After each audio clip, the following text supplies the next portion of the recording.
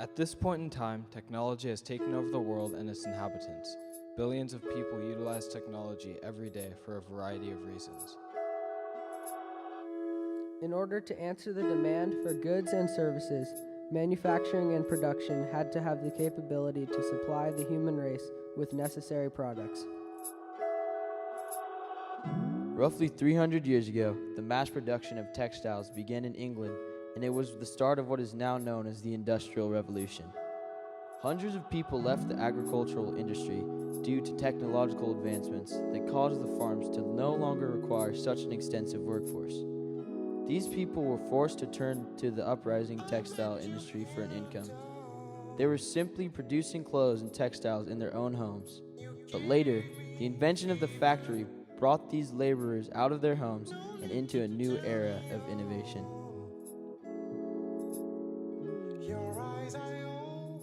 But today, the factories are being brought back into the homes, while still making progress forward. They are being brought back in the form of 3D printers. This incredible work of modern technology and thinking is versatile and accessible to everyone.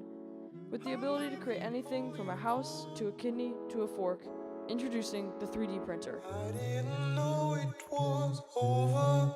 Take care of you.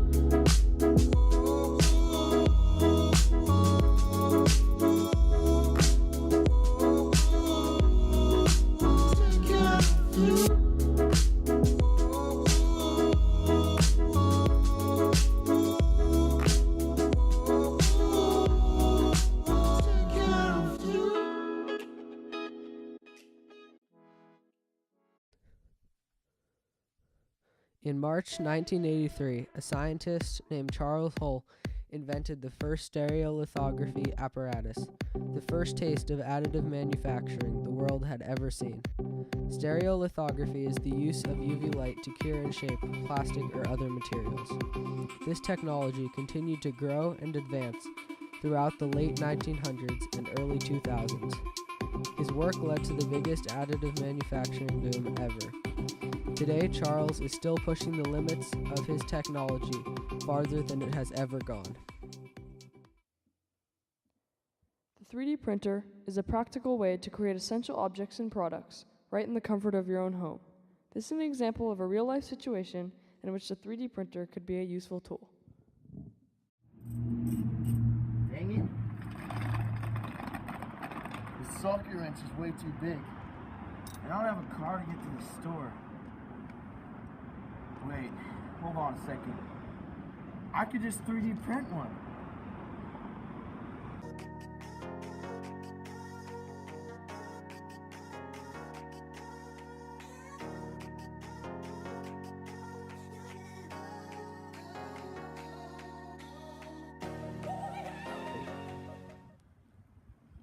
Your wrench is printed. Oh, sweet. Now I can fix my car. And I didn't even need to go to the store.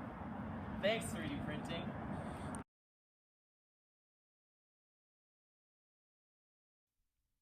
To gain more information on the art of 3D printing, we took a trip across campus to the engineering room where we interviewed Principles of Technology teacher Ben Varvel. So when you make a file on the computer, you really save it. It's called an STL file, stereolithographic file. It doesn't, but it really just, it records the outer surfaces of your object, and then it transports that into the printer. And the printer then knows the outer, what's called the shell. But the fill rate is what goes inside the shell. And you'll notice these are like kind of honeycombed out. So you have the ability to control how much plastic goes into the inside. So you can make it solid plastic where it's got to have the most time, it takes the longest to print, it's the most expensive because it uses the most plastic, but it's also the strongest. Or you can do super honeycombed out where it's the other end of the extreme. So it's very light, very fast, but also the weakest. So depending on the application, you can make those choices about how you want the part to turn out. You notice this one's a little bit more dense than this one. Yeah. And that's all selected by the engineer doing the project. So it makes the bottom layers hot. It's trying to make a connection in, so this is called a perf board. It's got holes in it, so the first layer of plastic, it like jams into the holes, so it kind of attaches to the platform, and then it builds up from there. But the top layers are further away from the heat pad, and so after a while they'll eventually cool, and then it contracts.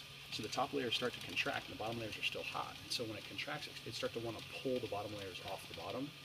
So it's called thermal contraction. In fact, we'll take a look at some examples of pieces that are warped in a bit. But by containing the heat with this guy, even just a little bit, but I mean, the heat could escape out the back, it could escape anywhere, but by containing it at least a little bit, we keep that top layer warm so it doesn't contract as much and you don't get warpage. This innovation has created endless opportunities for our world. With 3D printing, the possibilities are endless.